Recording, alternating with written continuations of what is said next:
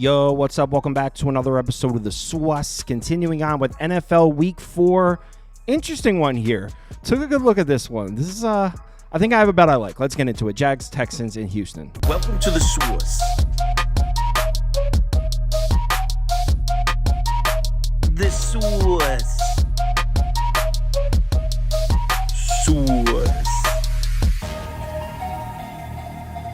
Hey, get the SWUS. All right, like I said, we got Jacksonville on the road in Houston. Texans laying 6 or 6.5. The look-ahead line for this one was, I think, 4 or 4.5. Then after what the Jags did on Monday Night Football, reopened at 6, got bought up to 7. Now it's back down to 6. And like I said, I think you can find 6.5s if you look. Let's take a look at the pie charts. And according to this data, action's coming in heavy on the Houston side. Over 70% of the tickets, over 65% of the bets. Again, take this data with a grain of salt. But I mean, it makes sense. Jacksonville on primetime shits the bed, gets their asses beat. It makes sense that the public would be coming in on Houston after a performance like that. But anyway, let's talk about the matchup. We'll start with last week. Both these teams got their faces beat in. I mean, 47-10. Jacksonville on the road in Buffalo, and Houston too. I mean, 34-7. That's the beating they took from the Vikings. We'll start with the Jags offense, and these numbers are just not what we were expecting here. It's not that shocking that the Jags offense isn't good this year, or at least isn't off to a great start. The shocking part is that the rushing numbers look great. It's the passing numbers that look terrible. I mean, it's only been a few weeks, but Jacksonville, as of right now, statistically, is a bottom 5 passing attack in the NFL.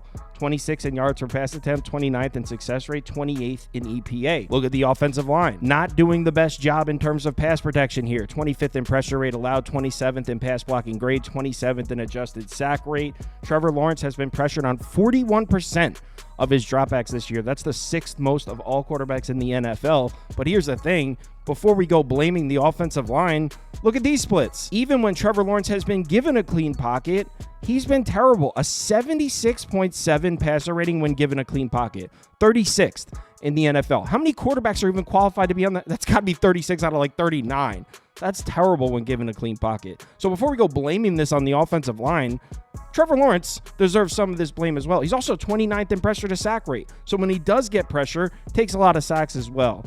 So look, the offensive line in terms of pass protection hasn't been good, but Trevor Lawrence definitely deserves a lot of the blame himself. And now they're going on the road in Houston. This defense looks great. 4th in the NFL in yards per play, 15th in success rate, 13th in EPA. Looking solid against the pass, 7th in yards per pass attempt allowed, 10th in success rate, 11th in EPA. So they've defended the pass well. Pass rush was looking good. 6th in pressure rate, 1st in adjusted sack rate, just 19th in pass rush grade, but we know this is a good pass rush and we expect it to be better. They made some additions in the offseason. And one thing I do feel we need to point out here when it comes to the Texans defense, last week's game, yeah, you look at the final score, 34-7. You see Sam Darnold threw 4 touchdowns. You might think, oh, Houston's defense was terrible. I mean, they got crushed. And I mean, they did. They got their asses beat, but I mean, they did outgain Minnesota in the game. They're actually more efficient as well. 4.7 yards per play to 4.6 yards per play. The difference was turnovers and finishing drives. Minnesota was better on 3rd down. Look, by no means am I saying Houston should have been in that game or Houston was competitive. I'm just saying 34-7 isn't really indicative of how those teams were matched up. Basically, the point I'm trying to get at here is we shouldn't sell all our stock in the Texans defense based on this game. They only allowed 274 yards. It wasn't that bad. I mean, they got their asses beat, but I wouldn't say, oh, can't trust the Texans defense now. That's not the conclusion I would draw from that at all. But what about the rushing attack? We mentioned earlier, Jags have really nice looking rushing numbers. They're actually 3rd in the NFL in yards per carry, 7th in success rate, 8th in EPA. The problem is they're not really running the ball. They're 6th in pass frequency on the year. Now, maybe that's a result of being down on the scoreboard, but based on the efficiency numbers they're looking at, based on the struggles Trevor Lawrence has been having, maybe the Jags are going to come out and try to run the ball here. Well, I don't know if that's going to happen on the road in Houston. The Texans have a great run defense. They're 4th in defensive line yards, 4th in yards before contact. Also, the Jags, not a zone rushing team. 59.4% of their rush attempts this year have been gap. Now, what that means, I think most high school teams run it. This is what my high school did. Gap concept would be And simply put, opening up a hole like a power or a trap or a counter, and zone rushing is kind of all the offensive linemen move in unison and the running back makes the decision. Whatever. We don't need to get into that. But basically, the Jags run this style. They actually run the second most in the NFL, gap rushing attacks. Houston's defense, success rate against gap rushing attacks, 5th in the NFL. Not to mention, this is the Texans defense. They had one of the best run defenses in the NFL last year. 2nd in yards per carry allowed, 6th in EPA, 2nd in DVOA. So I really don't think Jacksonville's going to come on the road in Houston and establish the run here. Not to mention, Jacksonville's offense isn't even healthy. Let me pull it up here. Jacksonville's offense is currently banged up. Both tackles on the injury report, Robinson and Harrison. Now, both did participate in light practice, so we'll have to see, but they're not healthy. Also, Gabe Davis and Evan Ingram, both on the injury report listed as questionable. So I know everyone watched Monday night's game against the Bills, and everyone's down on the Jags. Nobody thinks the Jags are going to come into Houston and move the ball. And normally, in situations like that, I'd like to try to find angles that support the Jags offense, but I got nothing. This should be a real struggle for Jacksonville offensively. They do not look good. This is not a good matchup, and they are not in good shape right now. But what about the other side? What about the Houston offense? And this is where you can find some value on the Jags if you're looking to take the points here. Houston's offense doesn't look right so far this year. 18th in yards per play, 26th in success rate, 16th in yards per pass attempt, 15th in yards per carry. I mean, based on what we saw last year from CJ Stroud, based on the additions they made, the healthy offensive line, I think we all were expecting Houston to have this explosive offense. And you know what? They might. It's early in the season. But so far, we really haven't seen it. In fact, they did all their damage in the opener on the road in Indianapolis. 29 points, 417 yards. They came out firing. Since then, just 13 points a game, 304 yards a game. We've seen a few turnovers in there.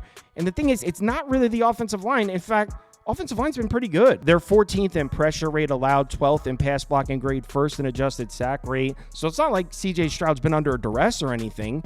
Check this out. And this is crazy because it's the exact opposite of what we were seeing last year. CJ Stroud struggling to make plays from a clean pocket. The reason this is so crazy, like I said, he was pretty much the best quarterback second best behind Purdy. As far as passing numbers from a clean pocket, he was elite last year, him and Brock Purdy. This year, 6.6 yards per pass attempt from a clean pocket, an 89.5 passer rating. He actually has a better passer rating when pressured this year. Also, pressure to sack rate, 31st. So if you can get pressure on Houston, CJ Stroud's taking a lot of sacks too. Definitely a little bit of a disappointing start here for CJ Stroud. Now, the good news for Houston is Jacksonville doesn't have much of a pass rush, right? I mean, 19th in pressure rate, 23rd in pass rush grade, 28th in adjusted sack rate. Jags pass rush isn't scaring anybody. We saw what Josh Allen did to him on Monday night. I mean, that was assault and battery. 23 of 30, 263 yards, 4 touchdowns, a passer rating over 142. So after seeing that Monday night game and seeing what Josh Allen did to that defense, you look at the pass rush numbers. Obviously, your initial reaction is, oh, they can't pressure CJ Stroud. He's going to piece them up, right? I mean, that was my reaction. But here's the thing. Week 2, the Bears didn't really pressure CJ Stroud either. He was pressured on just 30.8% of his dropbacks in that game. That's not really a lot. And I mean, it's not that he was bad in the game, but he certainly wasn't great. 23 of 36, 260 yards, a touchdown, 94.7 passer rating. Now, we should be fair and mention that Tank Dell dropped what should have been a wide open 60-yard touchdown pass in this game. And the reason that's so fresh in my head is because I had Houston minus the points and I was livid about it. So obviously Tank Dell makes that catch. These numbers look better. But still, the point is he had time to throw against the Bears. Didn't really take advantage of it. I mean, didn't really piece the Bears up like you would have expected him to. And if you're thinking Stroud's going to have run support in this game, I'm not so sure about that. I mean, Houston opened up the season against the Colts. They ran all over them. Joe Mixon looked great. Healthy offensive line. We were all like, okay, maybe Houston's going to have a run game this year. Since then, 36 carries, 113 yards, 3.14 yards per carry. Really hasn't looked great. Now, they haven't been healthy. Joe Mixon was banged up. Dameon Pierce has been banged up. But those injuries are still lingering. In fact, we don't even know if those guys are going to play this week. We might be seeing Cam Akers taking the carries again for them. Not to mention Tank Dell. I'm pretty sure he's been ruled out. Dalton Schultz is also questionable. They got a question mark on the offensive line. So we just talked about how banged up the Jags offense is. Houston's offense not only hasn't looked that great the last couple weeks, but they're banged up as well. Update. So right after I recorded this, I actually found out that Nico Collins is banged up too. He tweaked his hamstring or something. He might not even play So what I just said about the Texans offense being banged up, add another one on there. Both these offenses are a mess, man. Not to mention, I spent a lot of time shitting on Jacksonville in this video. I will give them credit for their run defense. They were a solid run defense last year. Looked to be a pretty good run defense again this year. They're 15th in yards per carry, 10th in success rate, 15th in EPA. So this is not a bad run defense. I don't expect Houston, with the current injuries and the current state of the offense, to be able to run the ball in this game, which means it's up to CJ Stroud. Will he bounce out of this funk or not? Which makes betting this game really difficult, because obviously I want to lay the points for the Texans. I want nothing to do with Jacksonville. I had a Jacksonville ticket against the Bills. It was disgusting. I was offended by that game, honestly. So I'm not betting the Jags, but I don't know if I feel comfortable laying 6.5 points with this Texans offense that doesn't seem to be functioning properly right now. They're going to have to show me. So here's what I'm thinking. And I'm going to put two bets on the board, and I want people in the comments to let me. I wonder if I can run a poll in the comments. I'll see if I'm able to do that. But here are the two bets I'm circling. Under 45.5 or Jags team total under 19.5. The Jags are averaging what? 15 points a game on the road in Houston. That offense is a mess. They're not healthy. I think if there's one thing we can hang our hats on here, Jacksonville's going to struggle to move the ball. So rather than try to play a guessing game on whether or not Houston's offense is going to be humming, whether or not they're finally going to show up and look like they did in week 1, I'm thinking we just isolate the angle we like, which is Houston's defense is savage. Jacksonville's offense is a mess right now. So I'm leaning towards Jacksonville team total under 19.5, but I also can get on board with an under 45.5. So those are the two bets I'm circling here. If you'd like to see the bets I have open currently, head over to KyleKirms.com and click on open bets. You'll see all mine there, as well as everyone on the staff. Also, if you sign up for Sauce Network Plus, it comes with access to the Discord, and you can participate in the weekly betting league. $150 cash, and one of these trophies go to the winner every single week. If you're interested, head over to the website and sign up. Let's have ourselves a nice week 4 here. Was a great week 3. What a Sunday, man.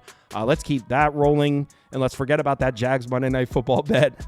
Yeah. Oh, live shows. Saturday morning college football, 10 a.m. up to kickoff. Sunday morning NFL, 11 a.m. up to kickoff. We'll be live both mornings. If you're able to make it, we'd love to see you in the comments. Let's have a good one. Bet responsibly.